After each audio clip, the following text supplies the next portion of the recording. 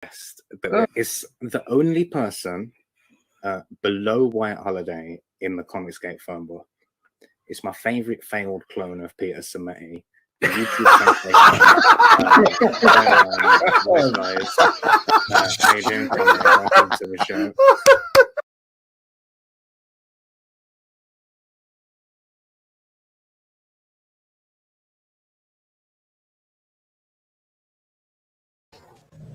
Hello, hello, hello. Welcome to WyzGyz Entertainment. How's it going? Your host, Wyman. We are joined today by our very special guest, Bionic Bruh of Tailend Studio. How's it going, man? It's going good, man. It's been a moment. It's been a moment since I've been over here. I know. It's like, it feels like forever. What the hell? Yeah, I was telling you backstage, last time I was here, you were still like trying to unpack your boxes in the background. Now you got all your drops and everything, and I'm liking it. Oh, man. It's been many moons. Welcome, Creators Outlet. Hail all. Welcome. Hail. Oh, man. Woo-wee. Yeah, so, all right. So it looks like we've been, I was, when I was putting together the stream, it looked like, you know, if I can, I copy and paste the stream information from our previous interaction and paste in the new one to save time. Okay. So it looks like you've been on, this is like your third visit to the show. Yeah. I thought I've been on here a couple more times than that, but guess not. That was a cat, right? Yes, that was. That wasn't like some alien, you know, that just came out of the woodwork. It almost looked like a monkey or something. Yeah, she likes climbing around everything in here. It's ridiculous. Oh, I know how that is. I've had cats. Love them. Yeah. Since it has been some time, let's reacquaint ourselves. Sure. So, as you may recall, it's customary on my channel to try and take a deeper dive into the creator, get to know you better. Would you share your quote-unquote origin story? Basically, what was it like growing up? What were you into? Be it comics, toys, movies, TV shows, comic books. What kinds of media did you consume? And when you, what were the major milestones in your life that led you to becoming this independent comics creator? Okay. When I was young, comic books didn't hit me until high school. When I was real little, it was all about, you know, the TV shows, Mighty Morphin Power Rangers, Teenage Mutant Ninja Turtles, the Justice League, you know, Batman, you know, all the old goodies. And, you know, I just watched those all the time. Comic books weren't even, I don't even think I had knowledge of comic books back then. I knew that there were shows based off of them, but I didn't really like realize, you know, there were comic shops dedicated to them. And so just watching those and falling in love with them. And then when high school came along, it was, you know, the big one on the CW was Smallville at that point. That shows how old I am. And when Smallville came out, I was really like talking up this show. I was like, man, they're doing Clark Kent right. You know, I really like this version of him. And then everybody's like, dude, you need to read the comics. Don't even worry about that damn show. And I was like, well, I don't have any. So they started like giving them to me in the dorm. And as I was sitting in the dorm, supposed to be doing my homework, I was reading comics. So that tells you a little bit about me. And so I was sitting there and I was like, these are really awesome, you know, just not even really the storytelling, but, you know, just the layouts, the beauty of the art that everybody was delivering. And that's what I fell in love with comics about, was all the colors just popping from the page. And then, you know, of course, learning how the characters truly were within their realm. And I fell in love with that. So after that, I started collecting. Nightwing was the first thing that I started collecting. And you'll see that kind of like bleed into Cobalt and whatnot.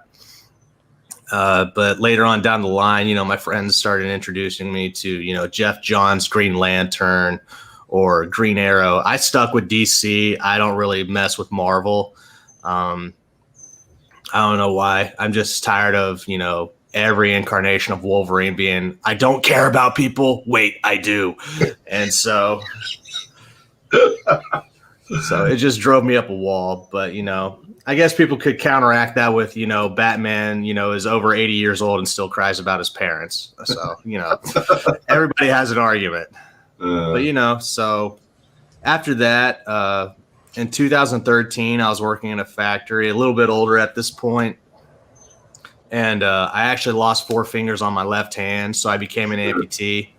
Damn. And so I became part of what's called the limb different community, and we found a bunch of nerds, and you know, we got together at a Dragon Con back in 2009, 2018, and we were walking Artist Alley, just looking at everybody else, like promoting their creations, their books. I actually saw a book called Smoke Town. I don't know if you know about that one. I don't recognize that one. But so Smoketown, it's actually really good. It's a huge graphic novel, and it was done by a independent artist or writer.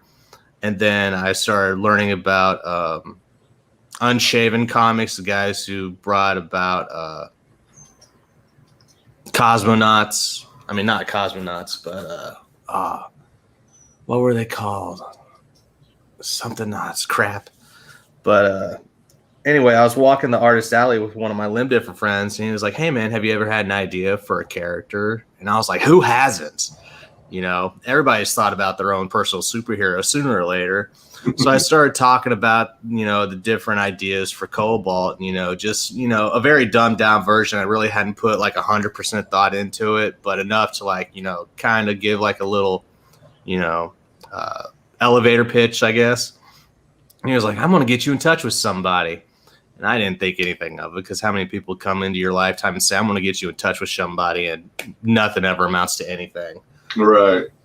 So a month or two go by, and I get in touch with Trace again. He's like, hey, man, here's the email for the guy. He says call him or get in touch with him. And I was like, holy shit. So I do. And he talks to me about this idea for kids growing up with limb difference who are born with congenital disorders, and we created Super Abled Comics. Oh, let me get that.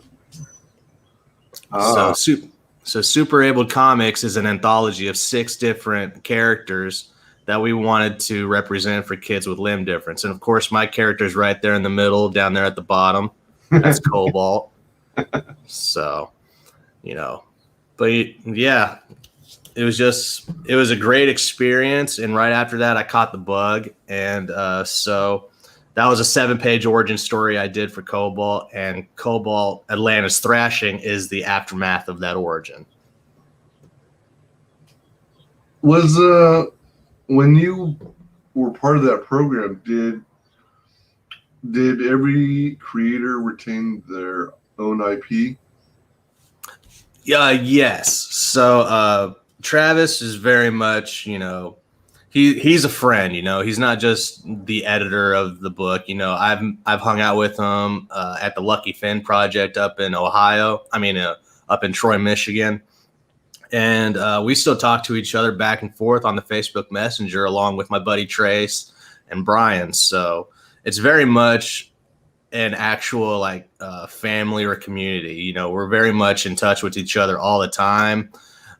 You know, we sit on different sides of the politics and whatnot, so we'll kind of like jab each other once in a while when shit goes awry one way or another. And you know, and he knows that I'm within the Comicsgate community, you know. And so whenever something like, I don't know, Black Widow and that Taskmaster shit happens, oh yeah, I give him a good ribbing. I was like, oh, how fond are you of this Taskmaster? Is this the guy that you thought it was going to be? No? Did you know that a dude was her stunt double? How about that? No? Oh, yeah. And, you know, so. That part never made sense to me, because there are female stunt women that they could have used. Exactly. I have no idea why they did that. But if you look at the armor, it looks like the armor of a man. I like, know, there's I know that. There's no there's There's no bosom armor. Yeah, there's no bosom armor, that you usually see on, like, I don't know, Wonder Woman or Yeah.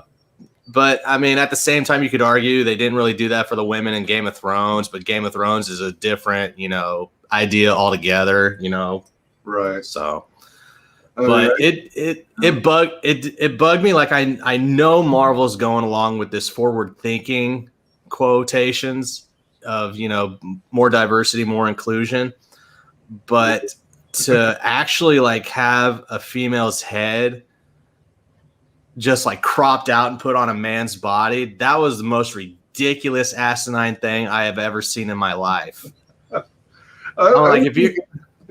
When I heard about the stunt double being male, I just assumed that in the shots that she was in, they just gave her the same kind of costume and put her in it.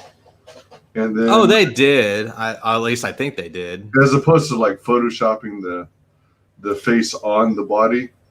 Oh, I was just using that as like a middle finger to Marvel, So, but yeah, it was complete. It was complete shit. I know they're going forward with it, trying to make it more inclusive and whatnot. But when you don't commit like that, that's just asking for bullshit to take place. Yeah, you're just asking people to rib you.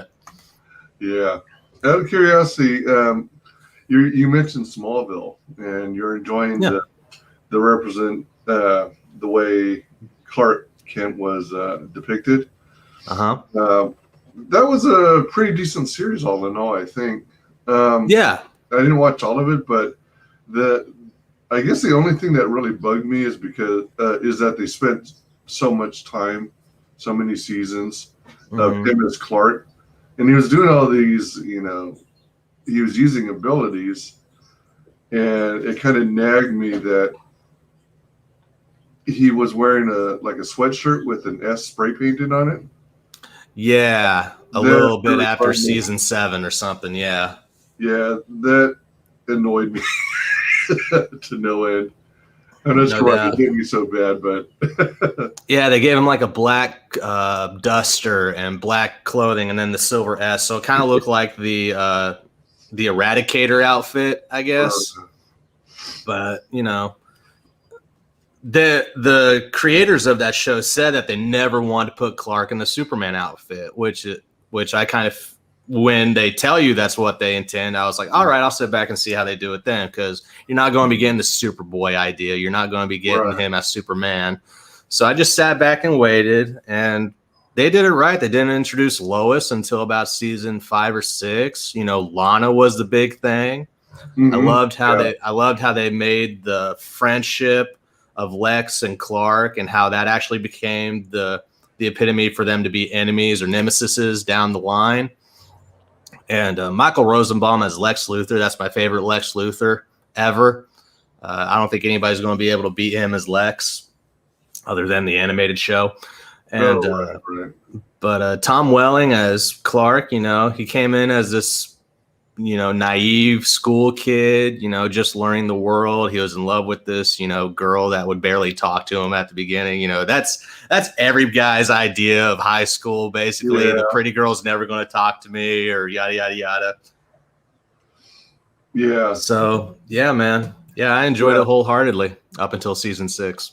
Yeah. I did like Tom Welling, and thought he did a good job.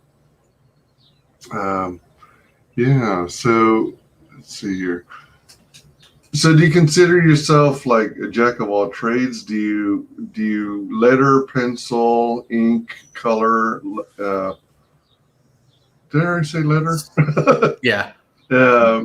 Solely the writer. So I have to go out and, find people to hire to do the different tasks that are needed, like lines, colors, and all that stuff. I usually I try and go and find an artist that can do all of them. So he does his own lines and he does his own colors because he knows how to contrast them against the lines and whatever. But, I wouldn't mind trying to get like Kyle Ritter to do some colors or whatnot. I actually had the fortune of getting Eric Weathers to do my lettering when my original letterer had to drop out due to another project that he was committed to. So, but that was awesome. Cool. You know, Eric Weathers did a tremendous job. It looks great. It's solid work. I love it. So when you hire someone to do lettering, are they literally just taking your digital file and adding another layer and then putting the lettering on that extra layer?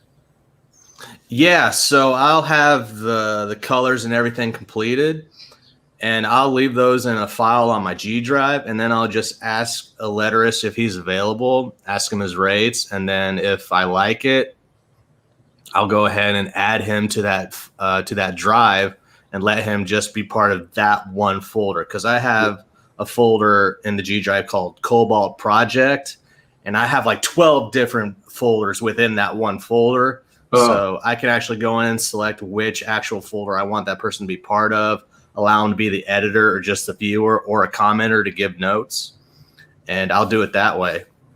So Eric, when he came on, you know, he took the actual finished pages that my artist Erwin Arosa did and just added his layer of the lettering. Sweet. How do you go about finding talent to work with? Go ahead. I'm part of a lot of Facebook groups, but within this last year, I've started kind of moving through, the different outlets of Comicsgate streams, and I'm starting to hear names that I should be more familiar with. If I'm going to be in this community, like Eric Weathers, Joe Sontag just became part of the community. Kyle Ritter, big names that you should hear about and see if you can actually get them on your project when you have one. Of course, the Barton brothers, I would love to have them to do a cover for Cobalt down the line. Yeah. And, but yeah, man, Facebook groups, that's the first thing that I did when I did my origin story in Super Able Comics was I just went in there, clipped the same ad on each one saying, hey, this is the project I have. At that point, I gave out what my budget was for the project, and I was like, this is what I got to stay within. So if you can help me out with that, great. An artist came to me, his name was Jacob Newell. And right. since both of our names are Jake, that kind of solidified it for me. No bias whatsoever. But yeah, man, he did great work. I loved it. So my comic Cobalt actually became the last book within the anthology, and you can see he did excellent work. I love it. His lines are great. He's very colorful. I love how he mocked up Esmeralda there. She's very sexy, even though she's the bitch that took Cobalt's hand. So, it's always the sexy psychos that do you in. True. Welcome. Johnny Cage. We have an army of the Jakes. You know it. So you're a creator and you're a storyteller. So you write the scripts and stuff. How did you get the training or the experience to do storytelling? Are you a voracious reader? Did you go to school for writing? Do you watch YouTube training videos? All the above I've done at one point or another. So while I should have been paying attention to school, I was just the daydreamer. I would think of, different scenarios that my favorite superheroes would be in that they haven't been in yet. I'd be like, this is how this story should have gone. Just fan fiction shit running through my mind. Like they totally blew that episode here and there for this or that. And I was just like, this is how it should have gone. So that's basically how it started for me. And then when I got into college, getting my associate's degrees and whatnot, I did different creative writing classes. In one of those classes, I was actually asked if I had plagiarized one of my short stories. And I was like, no, I haven't, but thank you for the comment. I know that. If you're accused of plagiarism, you're doing something right. But so I did it that way and everything, and then I dropped out of college, and just a few years went by where I did absolutely nothing, where I just partied hard and all that stuff, and then my accident took place. So as soon as I did Super Abel's origin story, that's when I started learning afterwards, because I just got that bug that I wanted to continue doing it.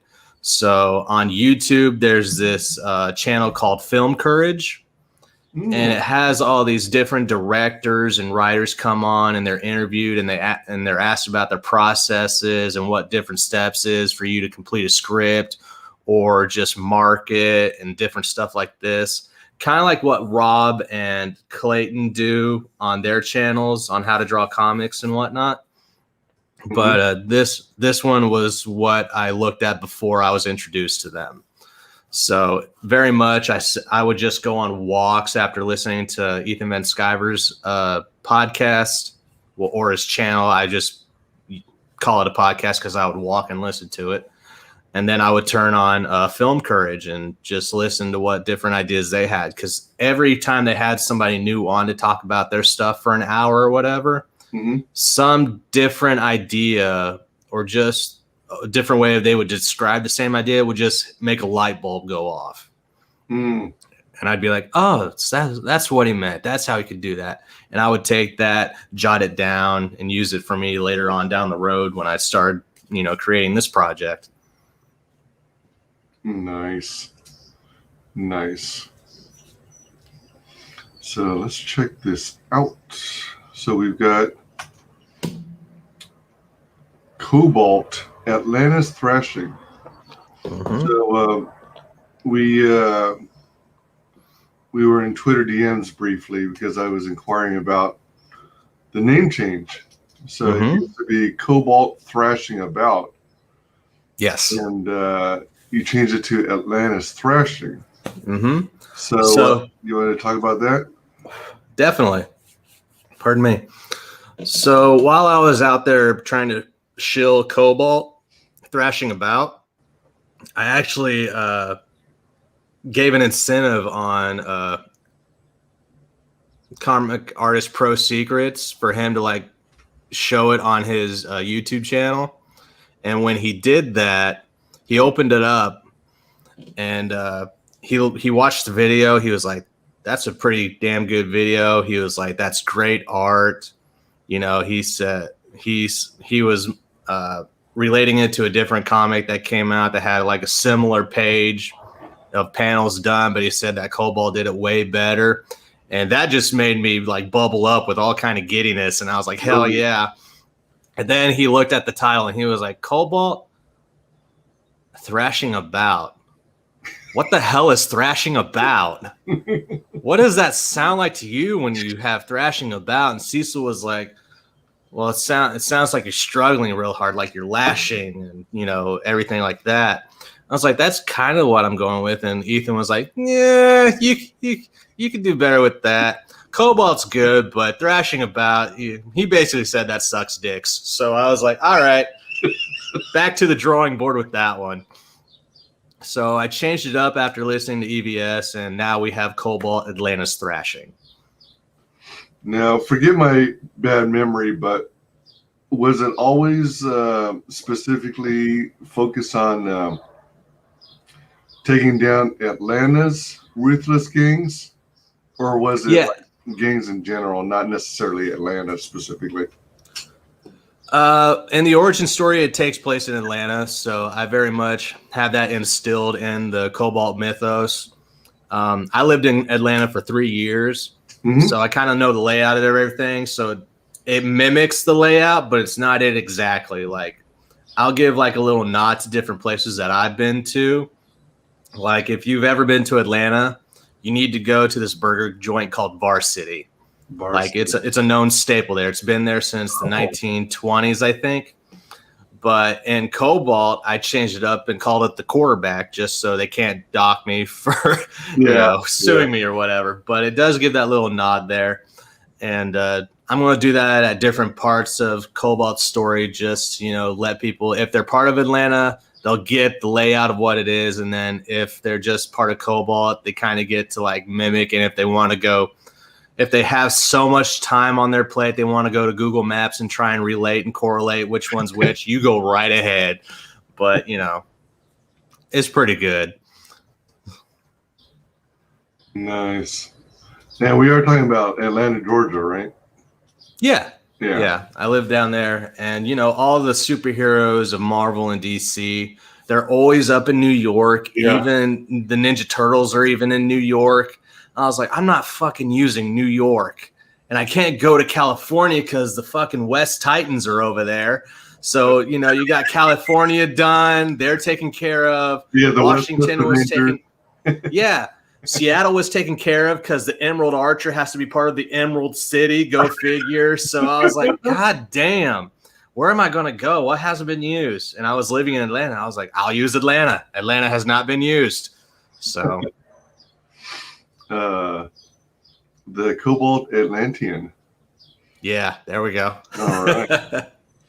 Yeah, that's pretty cool. So it's like you might say it's like a futuristic version of Atlanta.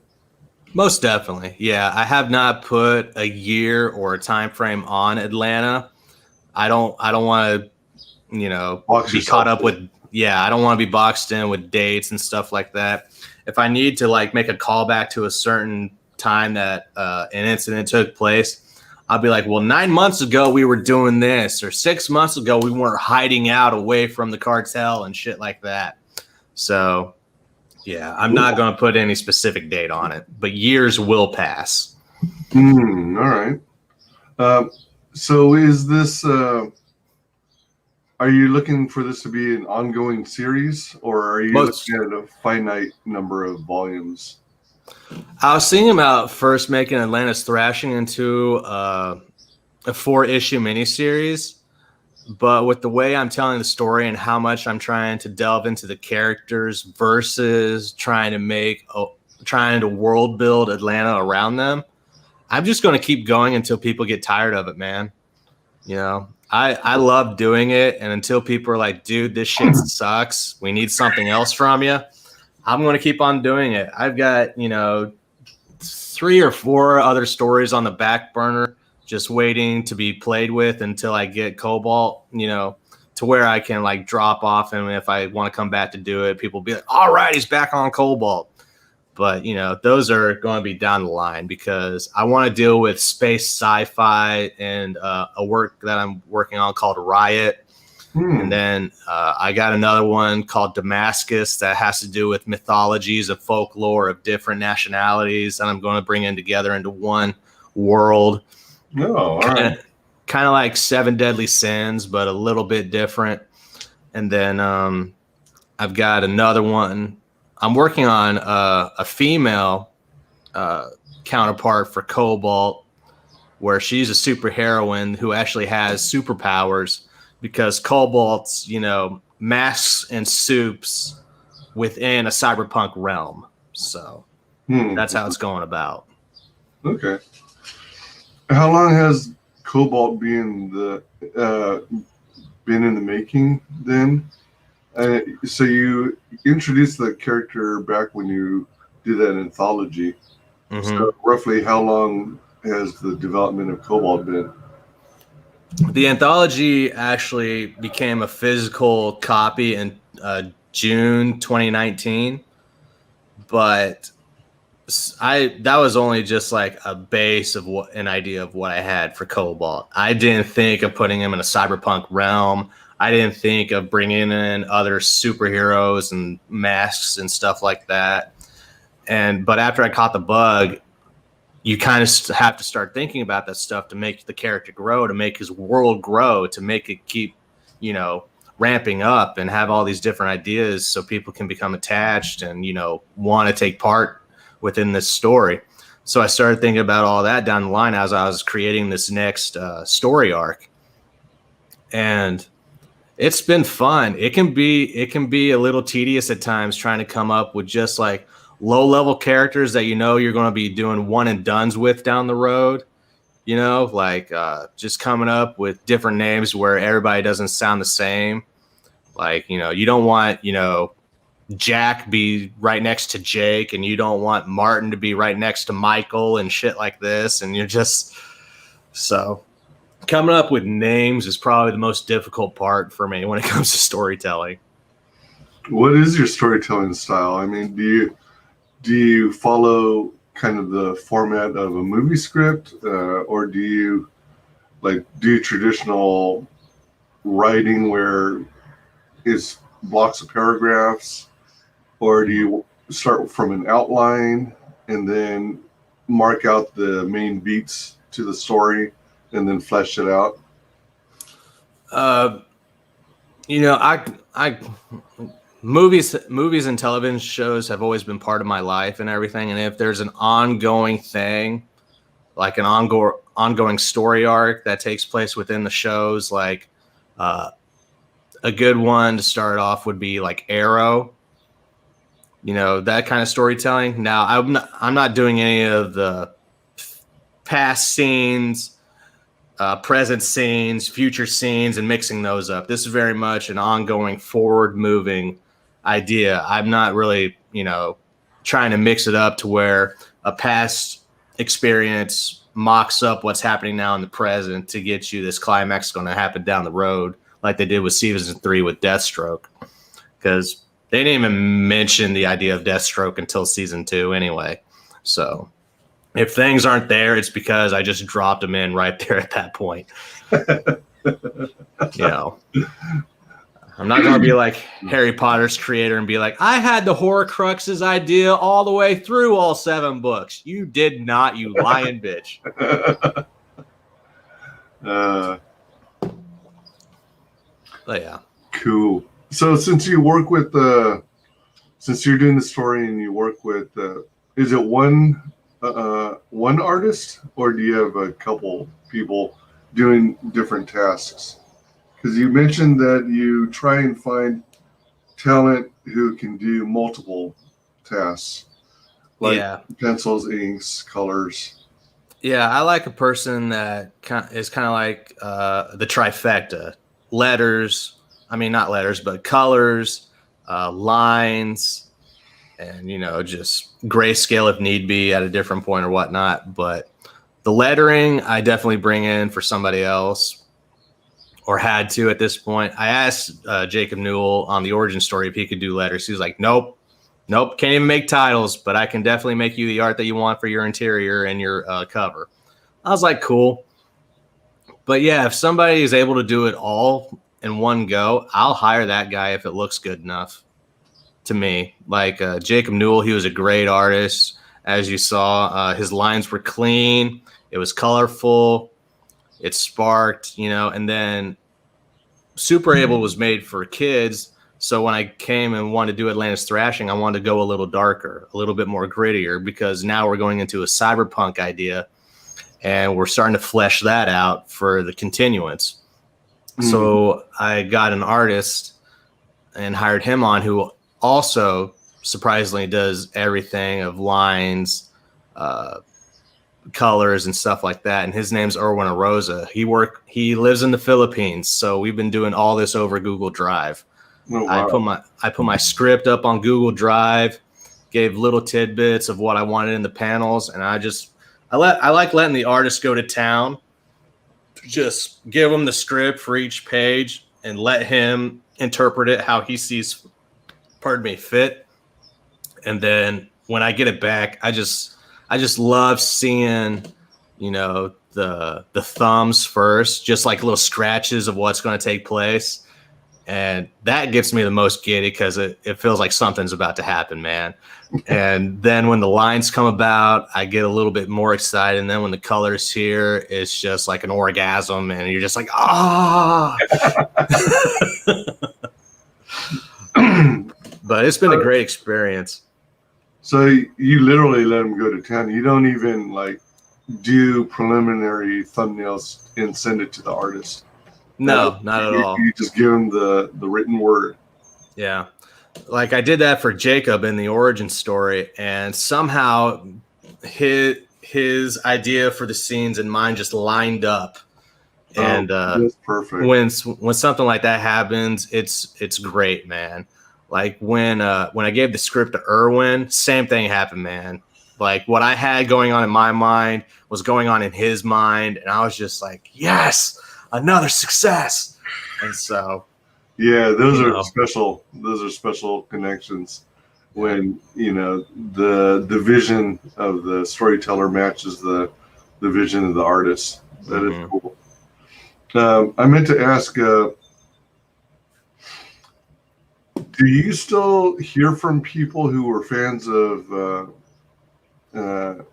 the Able book, asking to see more Cobalt, and then you tell them about this book?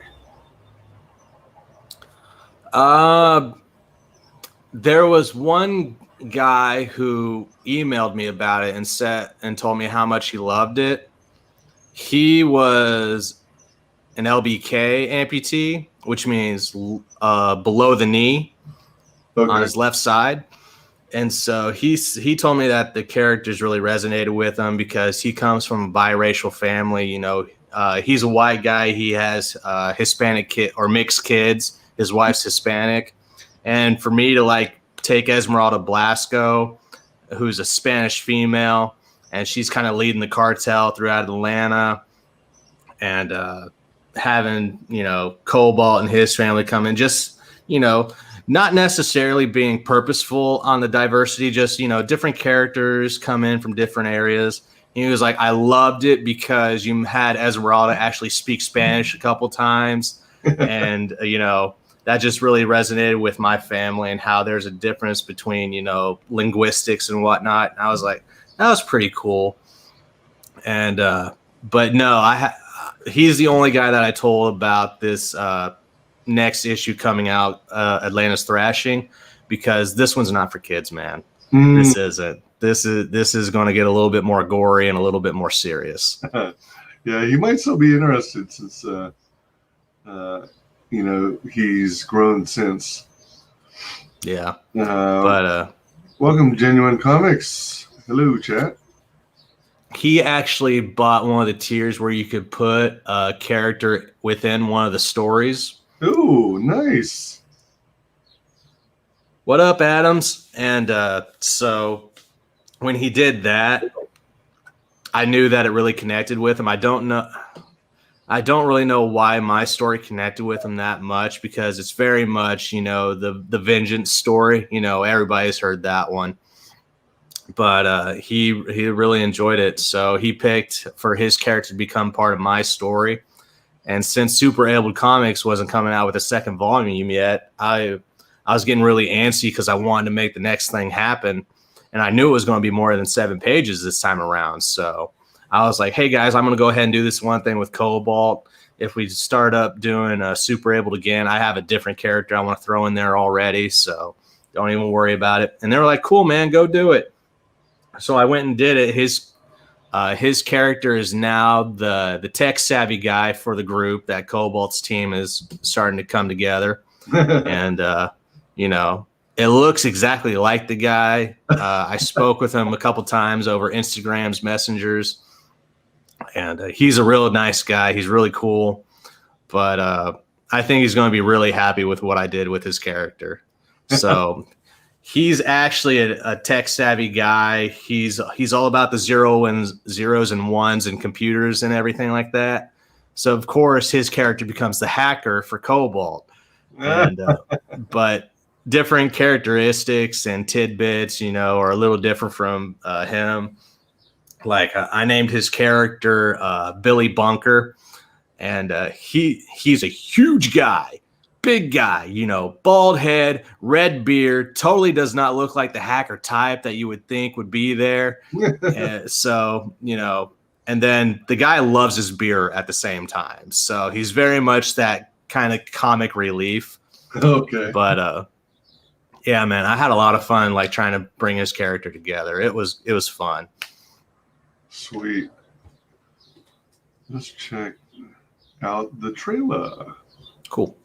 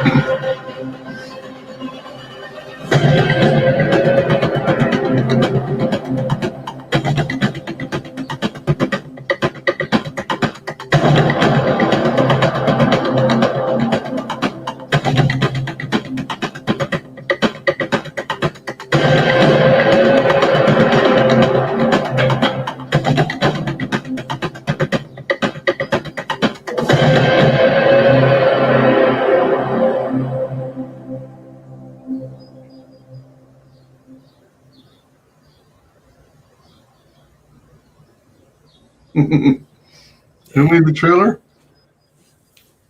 Huh? Who made the trailer? Oh, WyzGyz. Ah, yeah. Yeah. I reached out to him. He put all that together, man. He does a great job. Yeah.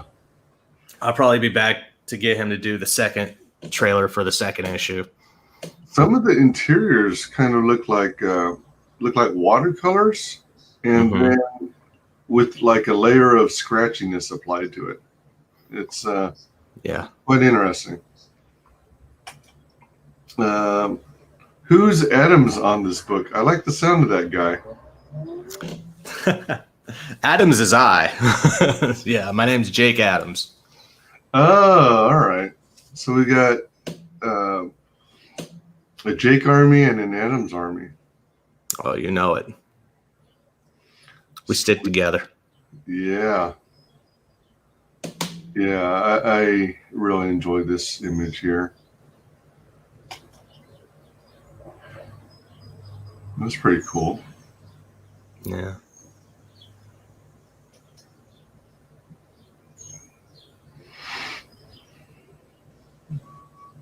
Yeah, I guess with a lot of cyberpunk, there's a lot of like purples and reds and excuse me, that kind of color scheme. Mo Biggs, I'll quote him as saying that is the best bisexual lighting in Comicsgate. Yeah, I was like, I'll take it. It works. It works. Definitely. Nice. One of the family. It's all about family. You know it. So, street level vigilante teams up with a detective trying to take down Atlanta's most ruthless gangs. Mm-hmm. It almost seems kind of like a Batman influence, like working with Detective Gordon, Commissioner. Yeah. Oh, you're not wrong. Cobalt doesn't befriend the commissioner. He actually befriends a detective coming out of being green. So it's a female detective, kind of like the girl from Gargoyles, if you remember that show on Disney. I never watched it, but I've heard of it. Well, when the Gargoyles are brought to present day, you know, they kind of befriend this detective who's a female who becomes part of their team and whatnot. So that kind of influenced the character Ana Reyes. She's a Filipino detective down in Atlanta, and you know she's very much on the comeuppance. She just is trying to become a detective when she's still an officer of a couple years. But her commissioner is trying to keep her from doing so because he already put her father's badge up on the wall. He doesn't want to put her badge up on the wall. So, you know. Right. So she's being stubborn like her father was and going out and trying to, you know, tackle the case on her own when she shouldn't. So right now you're at 4805 USD, 133 backers. That's pretty good for a first campaign. Yeah. Some people don't even make it past 2,000. So it's good to see that you got fully funded. Yeah, I was scared too. I had no idea how this was going to go. I didn't. I was just like, you know, it was only a year ago that I started like talking to, you know, indie comics and Comicsgate on Twitter. And then around November is when I started like talking to Lee Byron Carver, Kemosabe, and Dean of ComicsMate. Like they're one of the first few that let me on just to show out my book and give my idea and everything. And they were great. The first person I ever talked to in Comicsgate on Twitter was CG World Order, Roger. And he hung out over on their channel also. But man, he gave me so much knowledge of how to like, you know, move around within the community and who I need to get in touch with and who will have me on the show. Nice. And yeah, man, it's been great. And then B Rose, Black Rose Comics, he He let me launch the Cobalt campaign on his channel. It ended on his channel too when it was coming to a close. And now we're in demand, man. It's been a fun time. Great ride. Fantastic. Do you remember what your original funding goal was? My original funding goal was 3,000. You know, that seemed what everybody was doing right out the gate, who wasn't just trying to get like the $500 to become, you know, the thing that's being looked at on the Indiegogo page. Right. But, you know, 3,000, that looked like what everybody was doing for a fixed goal. So I sat it at 3,000 just because I figured that's how much it is to, you know, actually print out your book when you're done, you know, lettering and ready to send it off to the printers. Yep. Fantastic. So you got a little extra. So, so how is progress and fulfillment, et cetera, going?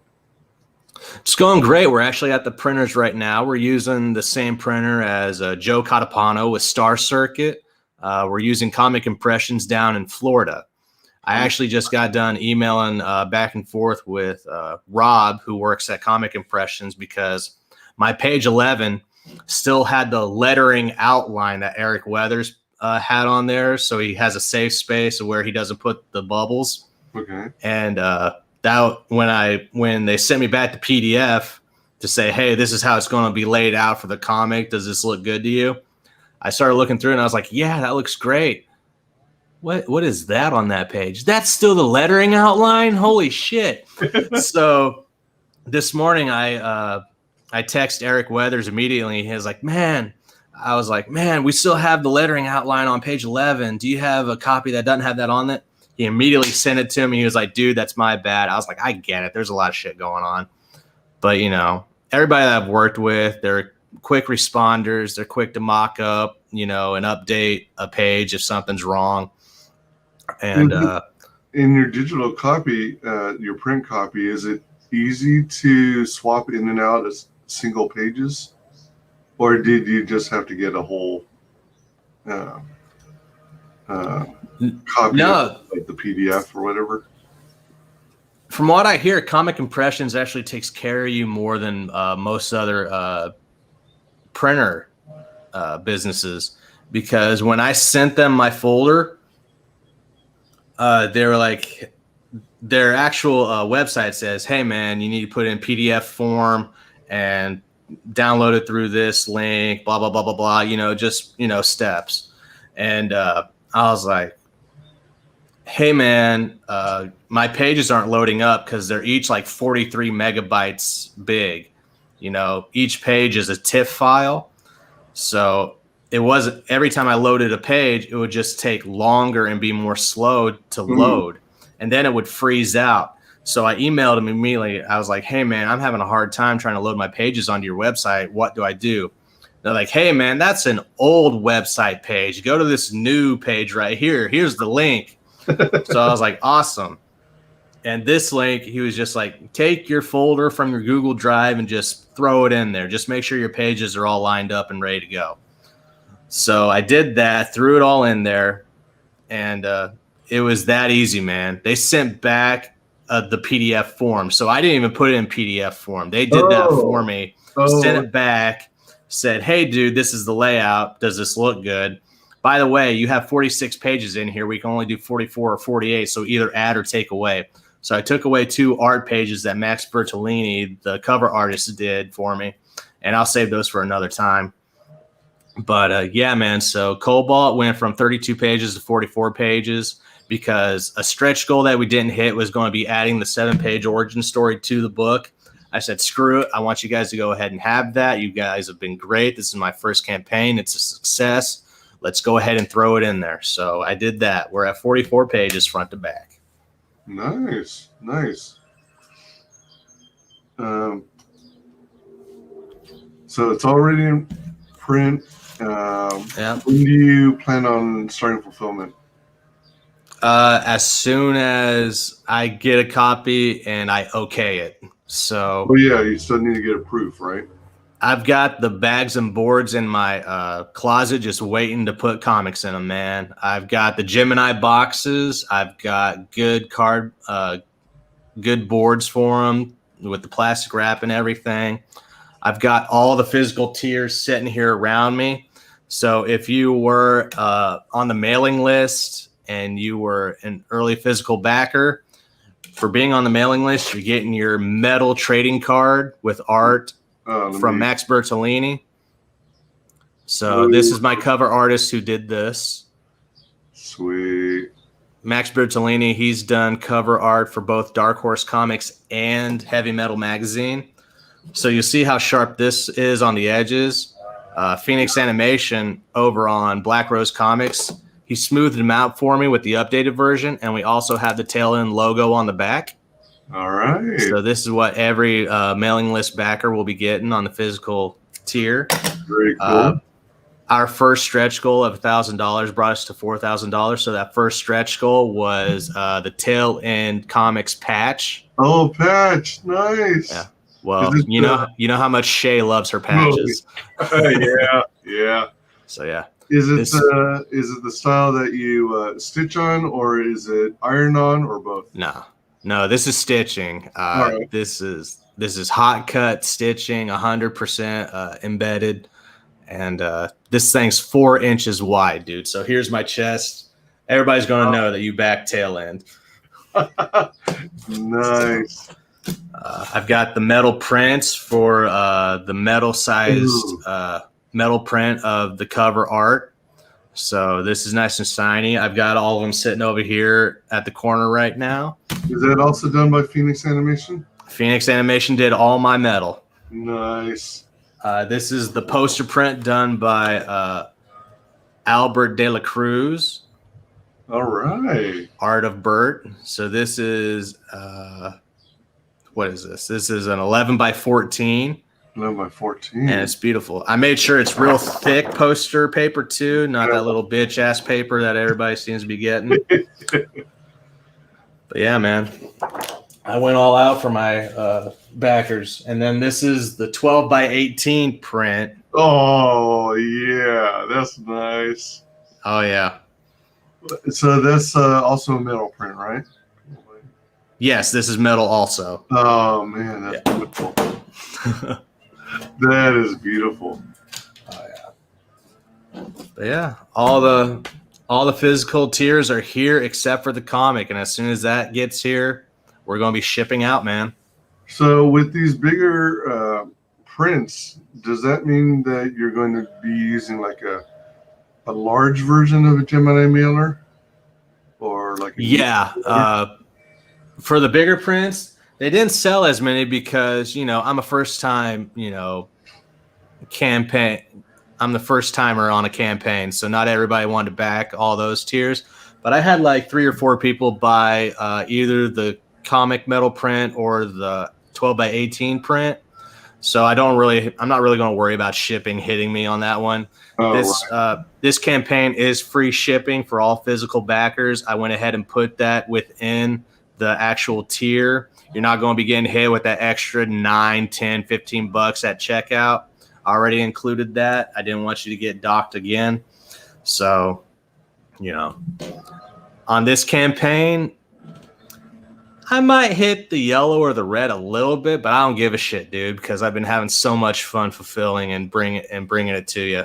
It's been awesome. I love it. I'll be back for issue 2, and I'll be doing the same thing. Nice. Yeah, that's pretty sweet. Oh my gosh. Looking forward to that. Good stuff. We'll get my US stooge on this for me.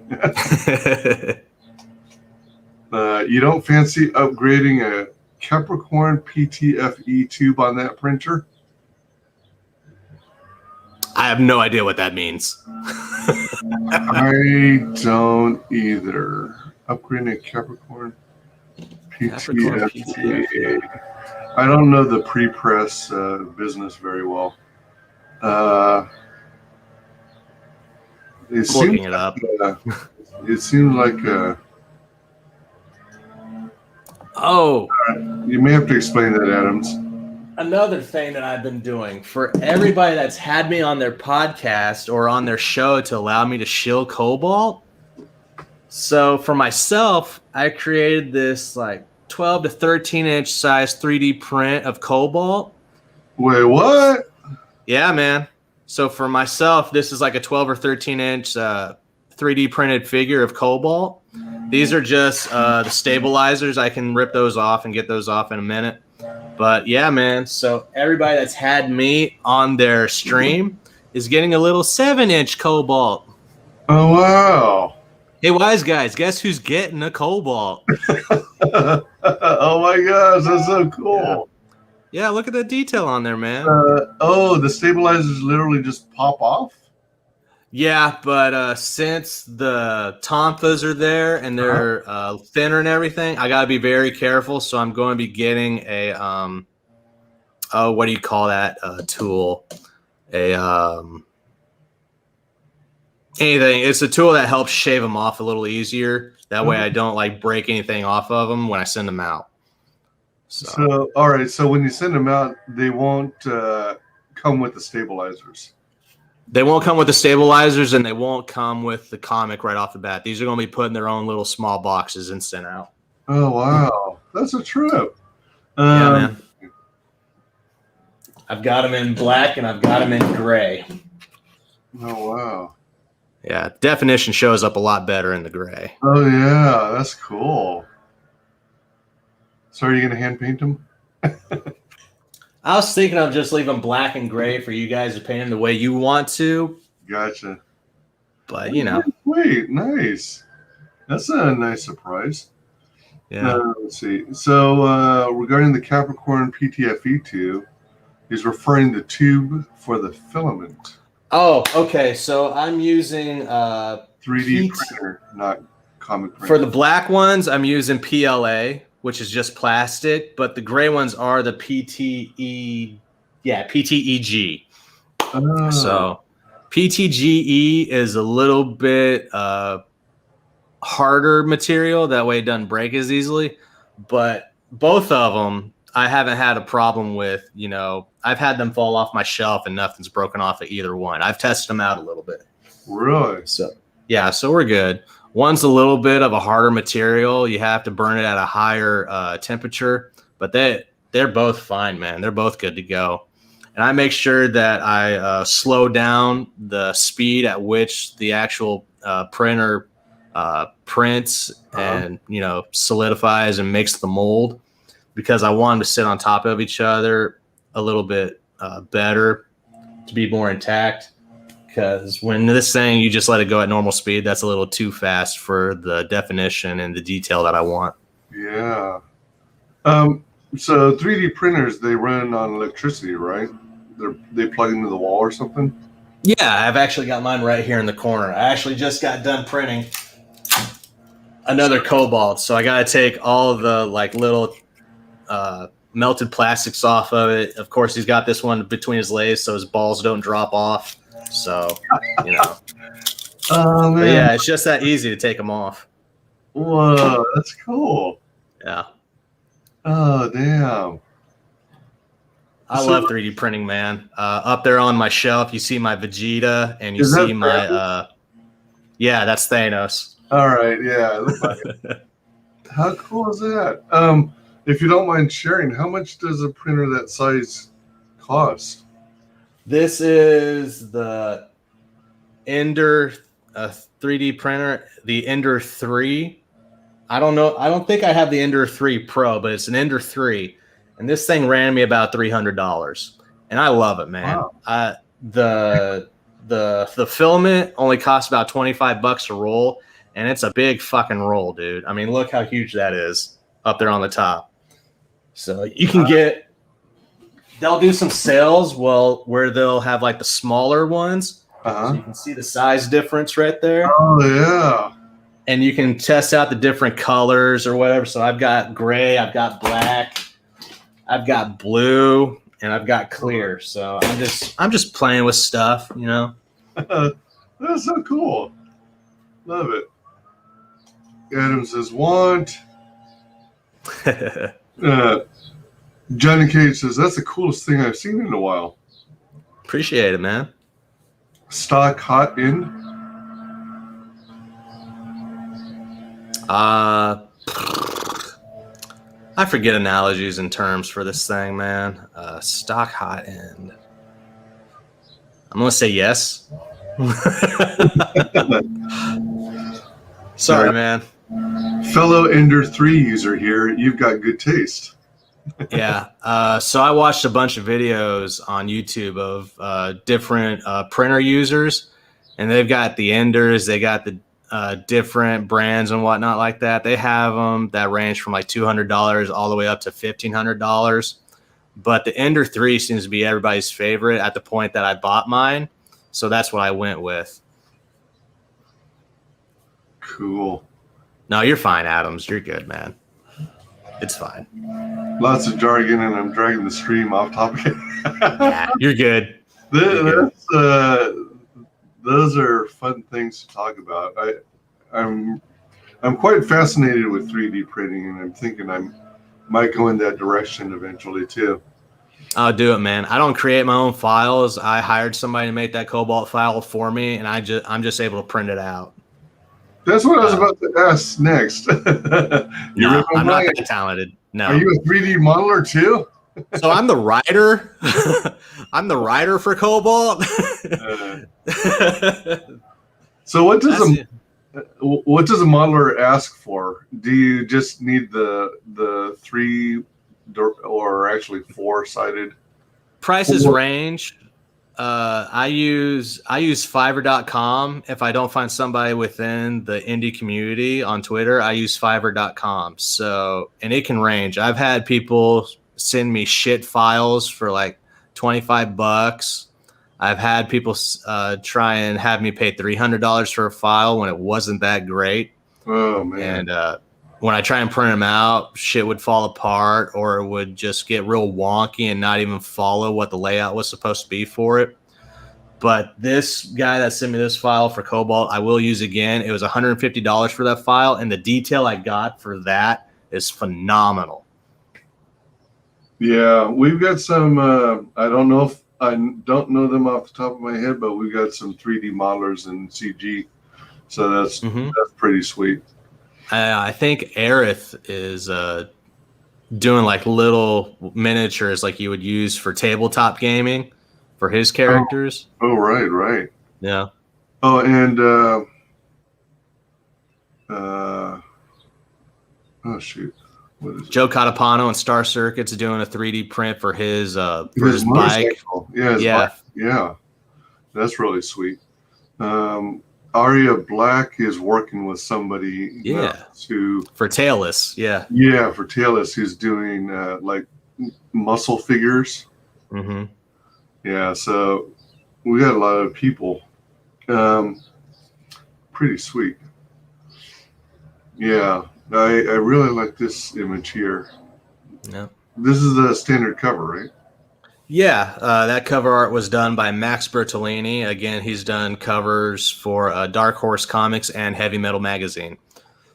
So when I saw his art, it was hyper realistic. It goes hand in hand with the kind of art that's going to be within the comic of Irwin's pages.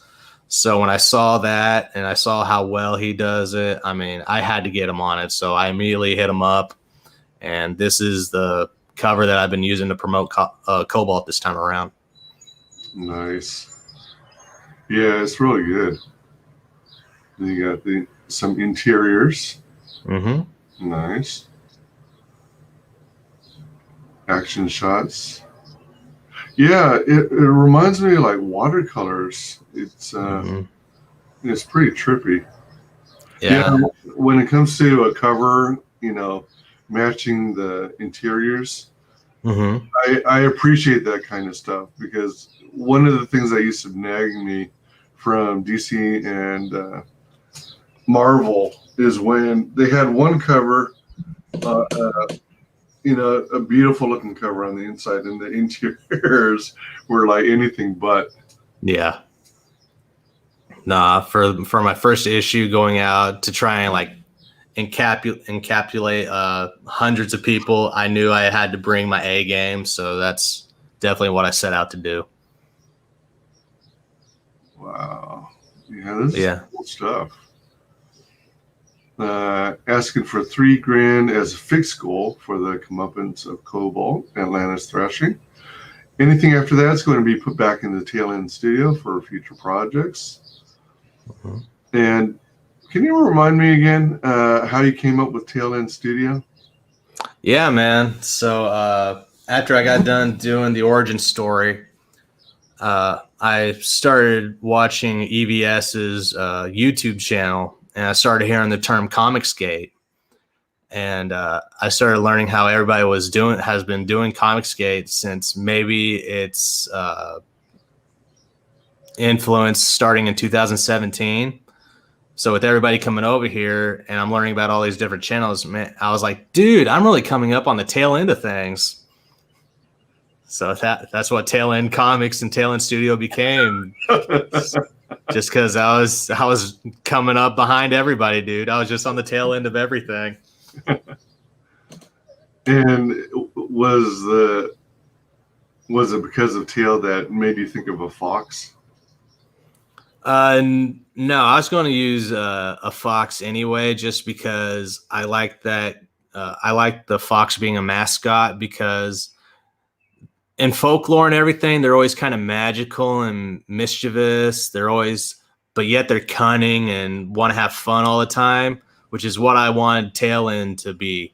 So tail very much is the tales or the stories that we're going to be tailing, and the end is every story is going to have an ending. Characters will die and they'll stay dead, and they won't be coming back. There's going to be an end to every tale.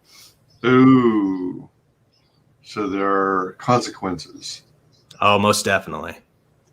Free shipping in the U.S. It's been included in the tier, so you won't get that extra charge at checkout. Nice. Yeah, I like this one a lot too. This is from Max. Yep, Max Bertolini. Yep, that's the trading card everybody's going to get on the mailing list.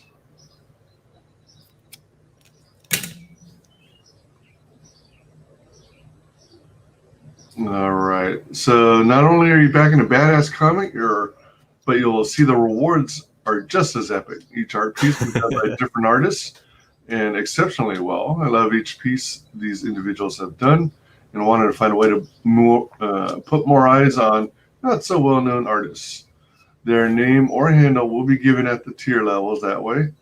If you enjoy their work as much as I do, you can go get in touch with them about your projects. Nice. That's nice. Whether a success or not, the funds raised will be focused on bringing this issue of Cobalt to fruition. That's how much I want to bring this character and the story to you. Oh, man. Yeah, this is cool. As I said, we are at the printers. All pages do have their lettering on them. I just didn't want to load those pages up with the lettering, because I felt like some of the bubbles also have story development within them when characters are interacting with each other. So I didn't want to give any of that away. Yeah, that's a good idea. I mean, sometimes people will either omit the pages or they'll include the pages, but they'll blank out all the speech bubbles. Right. Yeah, whatever works. Stretch goals. You went over these earlier, but at the 1,000 mark, you unlocked the patch. Yep, unlock the patch. That's pretty cool. 2K was the training card by Erwin J. Rosa. Yeah, so it's going to be different from this metal card. This is for the mailing list physical backers. That's who this one's for. Now, if we're at 4,800 right now, that means we're only $200 away from getting the next trading card that's going to unlock. So if we can get that extra 200, we're going to have another trading card done by Erwin. Nice. Do you already have the image for that? Nope, I'm going to let him take the reins on it, man. All right. You saw the interiors. He's got beautiful art. I'm just going to be like, Cobalt, do as you wish. This is what this card looks like. Let's change it up a little bit, and you just have free range, man. All right. I wasn't sure if you already had them printed and everything and there with you with all the other swag. No, I absolutely wait until things are locked in. Gotcha. Then at 3,000, the original 7-page origin story added to Cobalt at Atlantis Thrashing. Cool. Yep. And I already omitted that stretch goal. It's already going to be included, so don't even have to worry about it. All right. At 4,000, possible T-shirt. Oh, that would be nice. Yeah. Nice. And yeah, that's a good pose. Yeah. All pages drawn and inked. Yeah, you're right now. You're just waiting for the proof copy. Right. Yeah. Forgot to update that little note. Yeah. But if you've already backed it, you've been getting updates. Not on the regular, but whenever something gets accomplished, I do update you and let you know about it. Nice. Oops. Didn't mean to jump up and down. So you got these perks here. Let's check them out. Okay. That's metal. Is it 3 trading cards in the book? No. So that shows that you're getting the digital copy, the physical copy, the metal print of the cover art, the 11 by 14 poster print, and then the little chibi sticker. Oh. I'm surprised I didn't show off that chibi sticker. Where did I put that sucker? Anyway, that's the chibi sticker right there, the little fat baby looking Cobalt. Now, is this equivalent to everything from the campaign? Oh, no, it's not, because it doesn't have the bookmark. This has a lot of the stuff from the campaign, but not everything. All right. The only thing missing from that is the 12 by 18, the big metal print. Boy, and for almost everything, $60. Damn, that's very reasonable. I want you to have it. I want you to have it. That's why it's there. Apparently, I can feel it, man. I can feel it. The physical fight is this. Yep, that's just a physical copy. You get the digital, you get the physical, and you get a chibi sticker. Gotcha. And again, it's free shipping. That's why it's $20. How did you manage to eat the cost of the shipping? Lots of fiber. Yeah.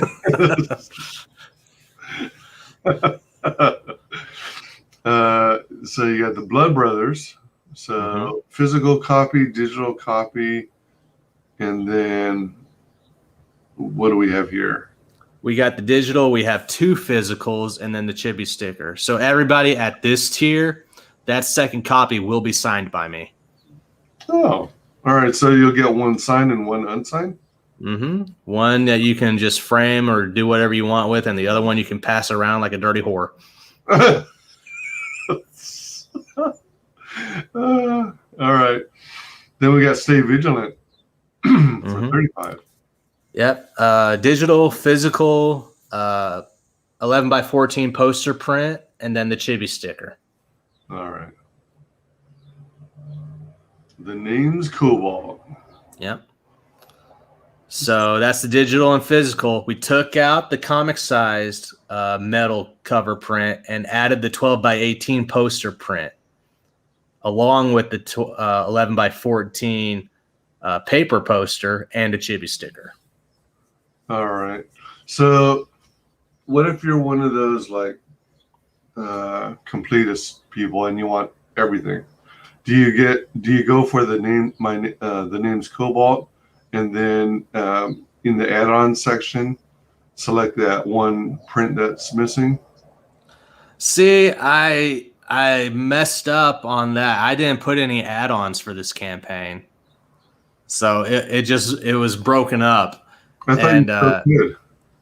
no, I didn't put any add-ons on this one. No, I mean, aren't you? Doesn't Indiegogo allow you to add add-ons anytime throughout the campaign, or am I? Oh, if you are, I didn't know about it.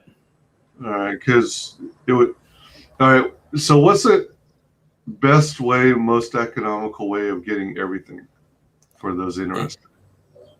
If you want to get absolutely everything, after this campaign closes, just DM me and I'll make a rate. And if you're cool with it, I'll send everything.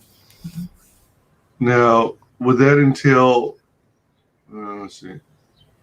Would that entail backing the one that has most everything you want, which is this one, and then DM you and then PayPal you the remaining difference? Sure, you can do that. Oh, okay. All right. I figured it was either that or you'd create a special, an additional tier. Well, I mean, I guess you could do that if you wanted to. Yeah, I could do that too. If you don't plan on or don't have the ability to make use of the add-on feature at this stage, you can. I would recommend an everything tier personally. Yeah. Okay. Do all of these include the bookmark? There is no bookmark.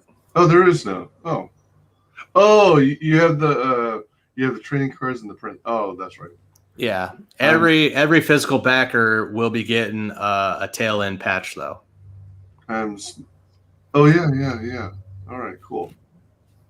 Yeah, if you don't mind, I would recommend having a everything tier. What does the 11 by 17 metal print weigh? I'd say less than a pound, if that. I'm not sure. I don't know how much it weighs. Not a lot though. I mean, what is the best way to display those? Like, I keep talking about, getting that adhesive, those adhesive strips of magnets, and then sticking on your wall, and then will it stick to it being metal? It'll stick to it, right? Or I'm not. If you notice my wall, I go ahead and I just put everything in a frame. Oh, all right. I have my first character concept up there in the frame. I have my first super abled book signed by everybody that was part of it up there on the wall, and it's framed. And then my 11 by 14 paper print, it's up there on the wall also.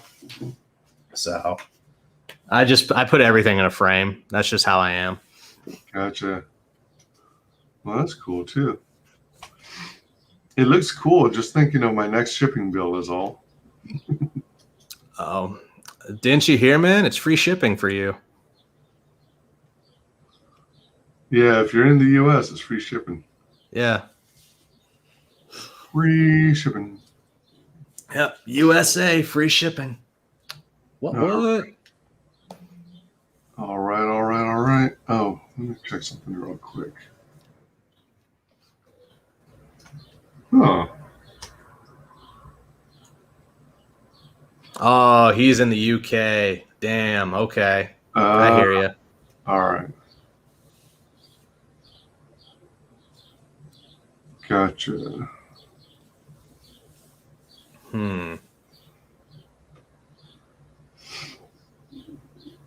Oh, yeah, that's true.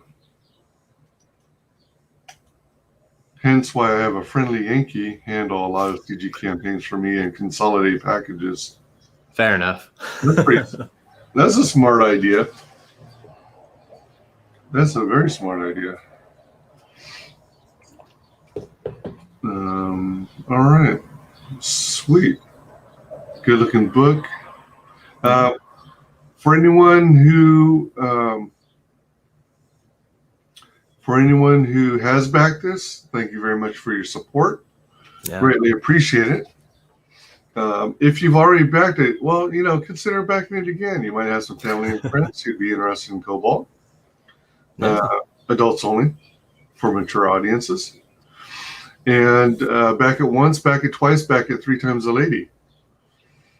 If by chance you don't have the means to back it today, please consider sharing it all over your social media. Let's go. New eyeballs are very important. Appreciate when you share and like and, share the stream, share the campaign. Let's get some more eyeballs on this. And let's play the trailer once more. Okay. And then we'll close out.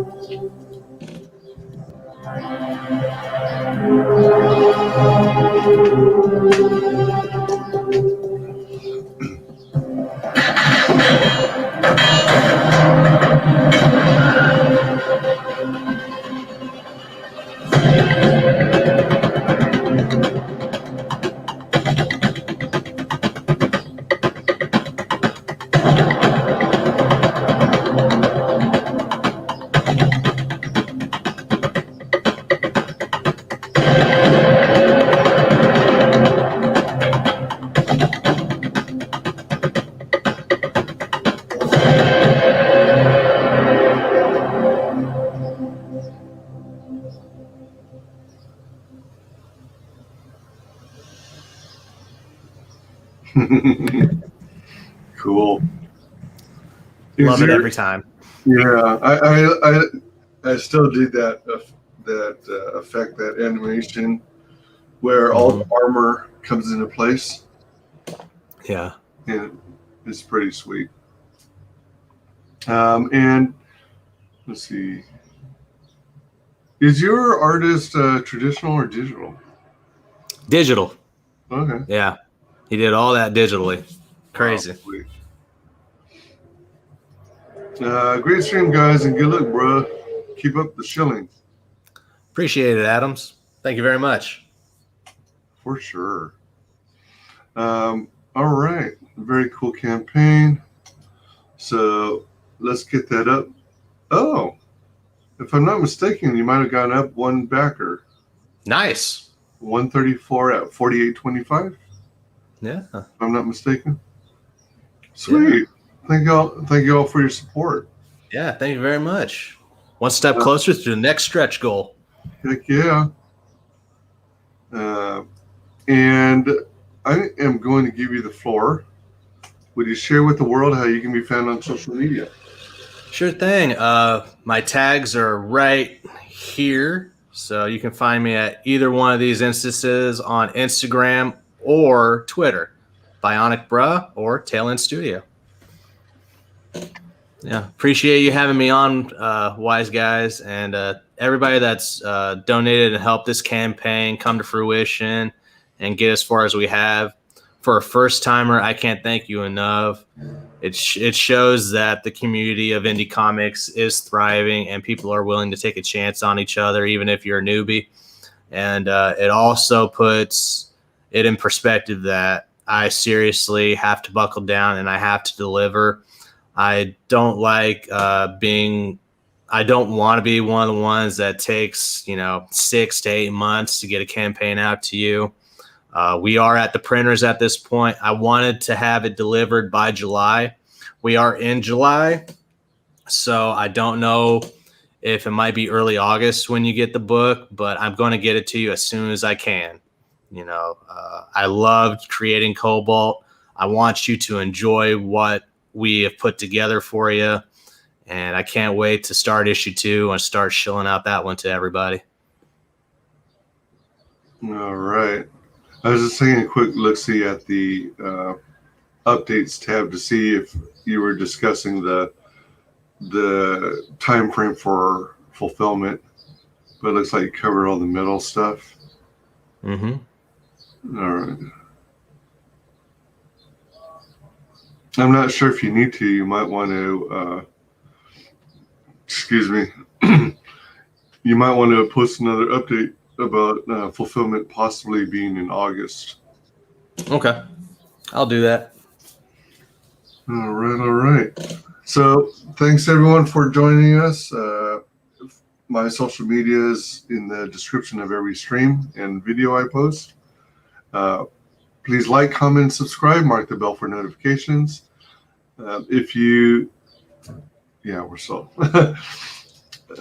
Mark all notifications so you make sure you hopefully receive every notice of each stream and video. And I want to thank everyone in chat for joining us. You guys are awesome. Thanks everyone who watches this on replay. And I shall see you on the next stream. And of course, special thanks to our special guest, Bionic Bruh of TLN Studio. Thanks for coming. All thanks on this side. All thanks on this side.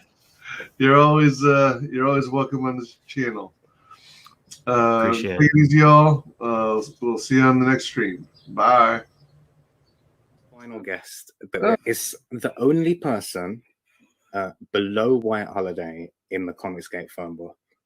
It's my favorite failed clone of Peter Sameti. The YouTube sensation.